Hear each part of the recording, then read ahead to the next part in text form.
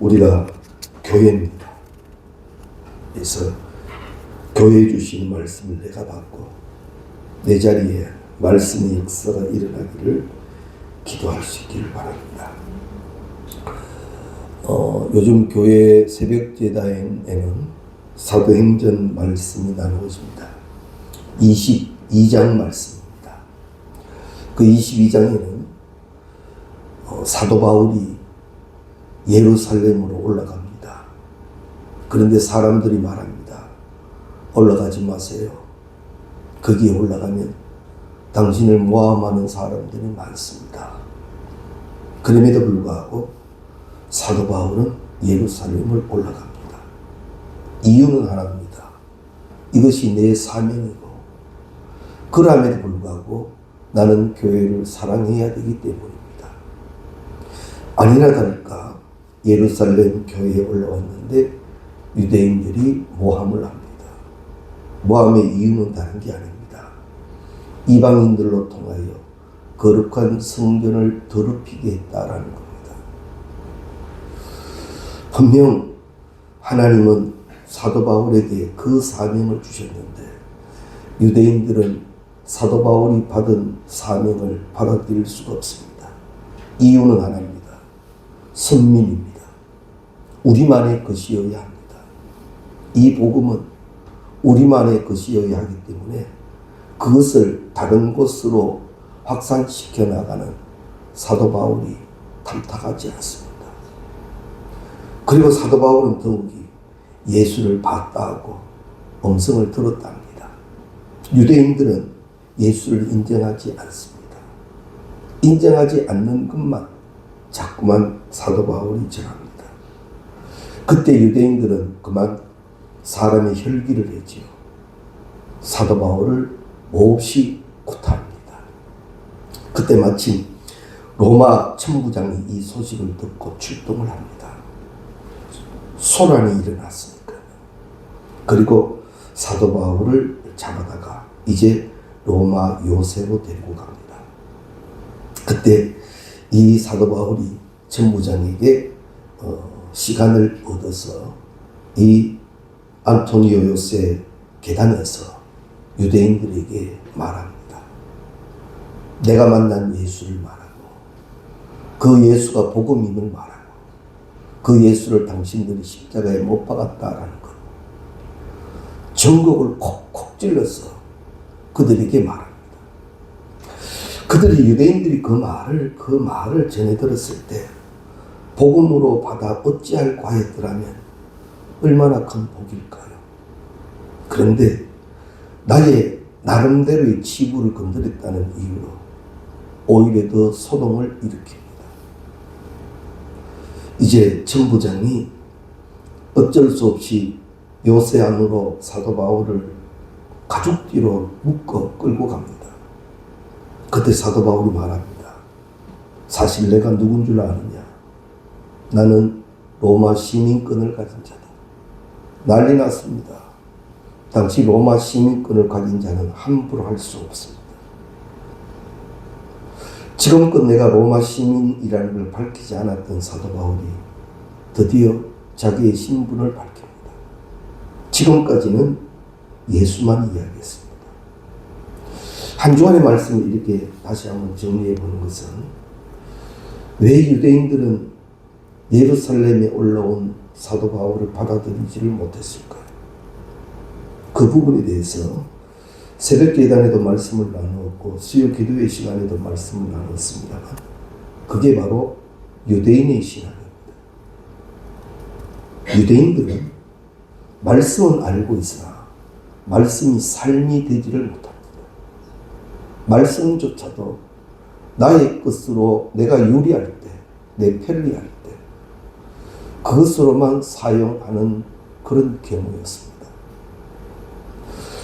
말씀은 좌우에 날이 쓴 금이라지요. 때로는 우리를 몹시 예리하게 찌르고 쪼개기도 하십니다. 많이 아프기도 하고요. 그것으로 인하여 상처가 난 것 같기도 합니다. 그러나 말씀은 책임집니다.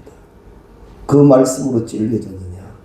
네가 통회하고 자고 간다면 나는 삼회고 감사는 여호와 하나님이시다. 그 말씀을 우리는 믿어야 합니다. 우리의 신앙은 유대인들의 신앙이 아닌 십자가의 신앙, 예수 그리스도의 신앙이 되어야 합니다. 우리가 꼭 기억할 수 있기를 바랍니다. 이제 다메섹에 있는 이 사도 바울에게 이 다메섹에 있는 아나니아가 이 사도 바울을 찾아갑니다. 이 사건 이후의 사건, 오늘 이 마지막 로마의 사건 그 중간에 있는 사건입니다. 주의 영이 바울에게 다메섹으로 가라 하는데 거기에 가면 아나니아가 너를 찾아오게 될 것이다 라고 합니다. 근데 하나님의 말씀은 참 신기하지요. 아나니아도 사도 바울이 누군 줄 압니다. 기독교를 비판하는 자입니다. 가까이 하기가 좀 힘든 사람입니다. 그런데도 아나니아는 도시를 헤매어 사도 바울을 찾아갑니다. 그리고는 사도 바울에게 말하지요. 세례를 받아라.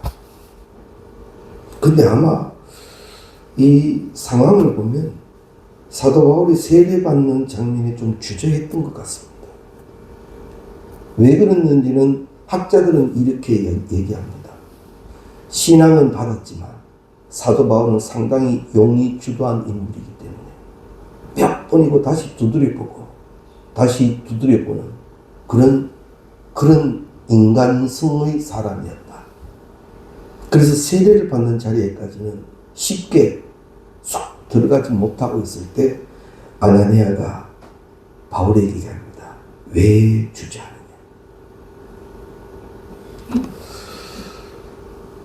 이전 시대에는요, 예수를 믿는다, 교회를 다닌다고 비판을 했습니다.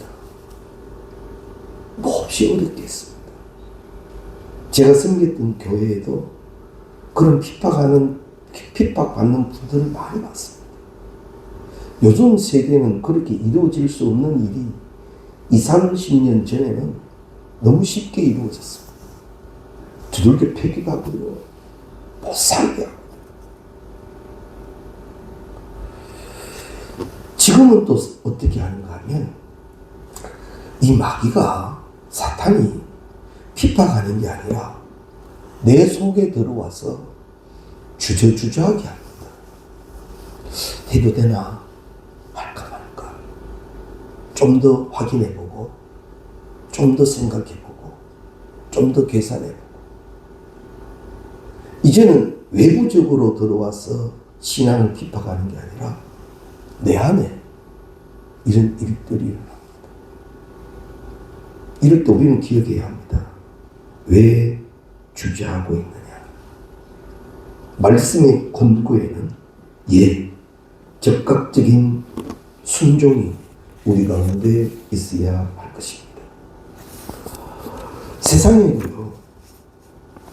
세상을 살아가는데 가장 큰 힘은 돈입니다. 돈이 좀 있으면 여유롭습니다. 어디 가도 쉽게 기죽지도 않고요. 안 그렇습니까? 얼마 전에 TV를 보는데 몇 조 원을 가진 분이 이렇게 무엇을 하는데 너무 사람이 너무 여유롭더만요. 아, 저게 가진 자의 여유라는 거구나. 우리 인정할 겁니다. 저는 그 장면을 보며 이런 생각을 했습니다. 가진 자의 여유가 저런 거라면 우리 영적으로는 그런 여유가 있을까? 세상에 물질만 가지고 저렇게 당당하고 여유로운데 영적으로 우리가 분명 부유한 자라면 우리 또한 그래야 하지 않을까? 좀 뭔가 뿌리가 있고 단단한 기둥이 있는 것 같아야지. 도대체 내 신앙의 충만은 어느 정도이기에 이렇게 쉽게 가볍고 흔들리고 있는지. 우리요 영적 무장이 되시기를 주의 이름으로 축원합니다. 다 그래서 이 영적으로도 좀 무장되어져 있는 모습이 보여져야만 합니다. 유대교와 기독교의 차이점은 뭐냐면 유대교라고 하는 것은 말씀을 분명하게 해서 그 말씀으로 죄인을 드러나게 하는 일을 합니다. 정죄합니다. 정확하게 말씀에 기반해서 이러이러하다고 그렇게 얘기합니다. 어떤 면에서 정확한 분석이 되는지 모릅니다. 다만 유대교가 할 수 없고 율법이 할 수 없는 일이 무엇인가 하면 죄인을 의인되게 하는 일은 못합니다. 유대교는 죄인을 죄인으로 정죄하는 일을 합니다. 그러나 우리 기독교는 죄인을 의인되게 합니다. 이게 차이점입니다. 그래서 우리가 신앙생활을 하면서도 기독교인이어야 합니다. 유대교인이면 안 됩니다. 혹 잘못되고 혹 틀린 것에 대해서 정죄하고 비판하기보다는 오히려 내가 엎드려 그로 인하여 거룩한 역사가 일어나기를 중보하는 힘이 우리에게 계시기를 바랍니다. 우리는 신앙의 든든한 복음을 가졌기에 영적 부자여야 합니다. 영적으로 메말라 있어서 날마다 어찌할 바를 몰라 헤매는 자가 되지 말고 생명신의 강가에 뿌리 내고 예수로 인하여 든든히 써가는 우리가 되시기를 주의 이름으로 축원합니다. 그러기 위해서는 우리에게는 성탄이 되어져야만 합니다. 예수가 내게 임하시고 그 예수로 인하여 좀 든든해지는 사람. 사도 바울처럼요. 그가 정령코 예수를 주로 고백한 이후에 그 무엇에도 흔들리지 않고 감옥에 들어가서 오히려 감사하고 찬송하고 그 감사의 찬송의 소리가 얼마나 감동이 되었던지 감옥 안에 들었던 죄인들마저도 함께 찬양하는 역사를 일으킬 줄 아는 사람. 영접하는 자 곧 그 이름을 믿는 자들에게는 하나님의 자녀가 되는 권세를 주셨는데 그런 권세 있는 우리가 되시기를 주의 이름으로 축원합니다. 우리에게는 그런 권세적 모습이 나타나야 어찌할 바를 몰라 발을 동동 거르며 그런 인생이지만 참 신앙이 경륜 만큼이나 이제 믿음을 고백한 만큼이나 예수로 인한 모습이 드러나야 그것이 우리에게 확실히 앞서 표대되신 예수의 모습으로 보여질 수 있기를 주의 이름으로 축원합니다. 귀한 것을 가지고도 귀한 것을 모르면 그것을 사용하지도 못하고 그 귀한 것을 누리지도 못합니다. 어떤 분이 그랬다 하죠. 누가 운명하면서 그분에게 너무 고맙게 하였기 때문에 마지막으로 손에 무엇을 하나 입에 쥐어줬다 합니다. 종이 한 장이에요. 그래서 이분은 이건 보니까 돈도 아니고 그저 종이니까. 그래도 그분이 내게 준 거니까 버릴 수는 없고 그래서 집에 가서 이렇게 벽에다가 이렇게 붙여놓은 거예요. 그분이 기억할 만한 분이고 또 인간적으로 존경할 만한 분이고 고마운 분이고 해서 붙여놓는데 그 이야기는 이랬습니다. 그분이 교회를 다녔는데 목사님이 신방을 갔다가 할머니가 이렇게 좀 부유하지는 못하셨던 것 같아요. 어렵게 사시는 할머니였는데 목사님이 신방 마치고 이렇게 둘러보니까 벽에 뭐가 하나 붙어 있는 거예요. 그래 목사님이 가서 자세히 보니까 웬걸 이게 엄청난 액수의 수표네요. 그래서 그 분이 이걸 왜 여기 붙여놓고 삽니까? 그래 사연을 얘기하는 거예요. 내가 그분에게 이만저만 했더니만 그분이 돌아가시면서 손에 이거 하나 쥐어주는데 그래도 버릴 수는 없고 어디 보관할 데가 없어서 벽에 붙여놓는다고. 이게 돈입니다. 이거 가지고 언젠 가세요. 그러면 세상 말로 팔자가 바뀝니다. 모르니까. 주의 것은요, 누려본 자만 누립니다. 그래서 성경은 말씀하죠. 맛보아 알지어다 하지. 우리가 그 맛을 알면 안 바꿉니다. 귀한 것은 귀한 것으로 알고 소중히 여겨야 합니다. 그리고 그 귀한 것이 어떤 능력이 있는가를 알고 그 능력자로 살아가야 한다라는 거지. 성탄절은 예수님이 이 땅에 오신 날입니다. 그럼에도 불구하고 많은 사람들이 그 예수를 알아보지 못하고 영접하지도 않았습니다. 너무 초라한 모습이니까요. 만일 우리 예수님이 바로의 왕자나 헤롯의 아들이나 우리 저 동양의 칭기스칸이나 나폴레옹처럼 그렇게 대단한 모습으로 왔다면 사람들이 많은 관심을 두었겠죠. 그런데 예수님은 그렇게 하시지 아니하십니다. 가난한 목수의 아들로 베들레헴 말구유에 탄생하셨습니다. 힘도 없고 초라한 아기의 모습으로 오신 거죠. 근데 이 이스라엘 백성들이 기다리던 메시아는 그런 힘없는 가문의 가정의 아이가 아니었습니까? 로마의 압제에서 해방시켜줄 엄청난 능력자를 기대했는데 내 기대와 맞지 아니하니까 영접하지도 않았더란 말입니다. 이사야 11장 1장에서 2절 말씀에 보면 이새의 줄기에서 한 삭이 나며 그 뿌리에서 한 가지가 나서 결실할 것이요 그의 위에 하나님의 영 곧 지혜와 총명의 영이요 모략과 재능의 영이요 지식과 여호와를 경외하는 영이 강림하시리라. 분명히 말씀합니다. 이새의 줄기에서 한 삭이 난다. 이것은 하나님의 말씀이고 예언입니다. 거기에서 한 삭이 나도록 하셨습니다. 하나님은 말씀하신 대로 일하십니다. 지금 요셉이가 그런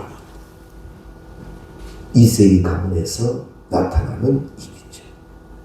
때가 되니 하나님이 시작하신 성탄의 은혜입니다. 우리에게도 하나님이 말씀하셨어요. 그리고 우리가 그 말씀을 꼭 붙들고 믿고 있어야 합니다. 왜냐고요? 그 말씀은 이루어지는 말씀이기 때문입니다. 할렐루야, 할렐루야. 내가 믿고 붙들고 있는 말씀 하나님이 책임지십니다. 하나님이 내게 주신 말씀은 하나님이 이루십니다. 성탄이 바로 그러합니다. 이새의 줄기에서 한 삭이 난다고 하셨기 때문에 거기에서 한 삭이 나더라라는 거죠.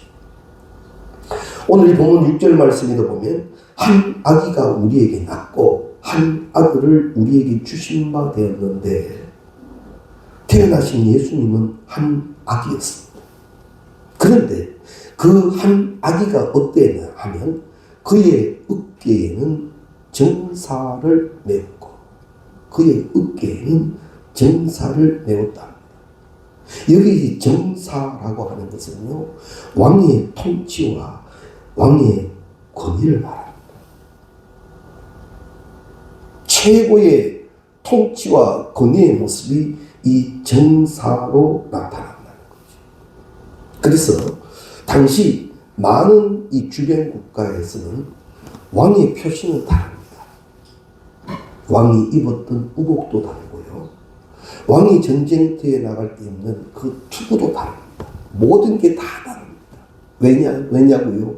왕이니까.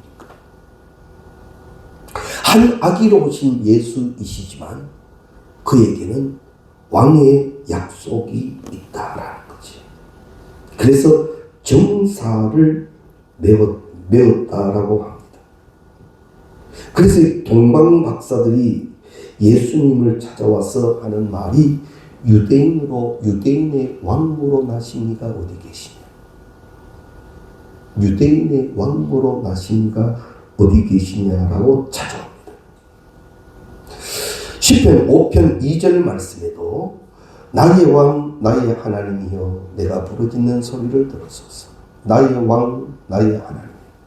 시편 145편 1절에도 왕이신 나의 하나님. 그가 바로 예수. 왕은 모든 것을 통치하십니다.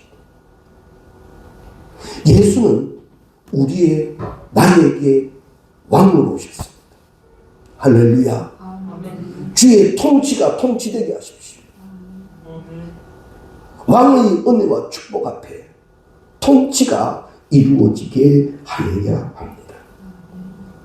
그래서 오늘 이 성경은 말씀합니다. 그 어깨에 정사가 매었고 예수에게는 왕 되심의 표시가 하나님이 하신 표시가 약속이 계신다라는 것. 그래서 근본 이 성탄절에는 예수가 내게 성탄하실 때 나의 왕으로 성탄하시옵소서. 여전히 있어도 되고 없어도 되고 그런 예수가 아닌 나를 통치하실 예수로 오시옵소서. 그래서 주께서 말씀하시면 말씀하시옵소서 주의 종이 듣겠나이다. 이것이 온전히 이루어지는 성탄이 되게 하시기를 바랍니다. 그리고 두 번째는 기묘자라 모사라 이렇게 기록합니다. 여기에서 이 기묘자라는 말은 초월한 자, 뛰어난 자, 탁월하신 자 이것을 말합니다. 그리고 모사라고 하는 것은 가르치는 자, 지휘하는 자 이렇게 설명되고 있습니다. 모든 것을 초월하고 뛰어나시고 탁월하신 분이 가르치시고 지휘하여 주신다라는 말씀입니다. 우리가 주목해야 할 것은 예수님을 배우고 예수님을 믿는 사람들도 이러함이 주어진다는 것을 기억하십시오. 기묘와 모사가 삑되게 해놓으셨고 소금되게 해놓으셔서 우리는 탁월합니다. 우리는 뛰어나 있습니다. 우리가 그런 존재적 삶을 살아야 합니다. 그래서 가르쳐 지키게 하라 할 때도 바로 이 예수의 권위와 권세로 가르쳐 지킵니다. 내가 뭐 대단하고 내가 뭐 많이 배우고 내가 뭐 많이 알아서 그렇게 하는 것이 아니라 예수가 내게 역사하시기 때문에 나는 그 일을 하는 거예요. 그래서 그 일을 할 때마다 뭐죠? 감사합니다. 겸손함이 있어야지. 조금 더 안다고 영적 교만에 이르러지면 안 됩니다. 이것을 알게 해주신 이가 예수고 나는 그 예수의 말씀 명령을 따라 또한 실행해 가라.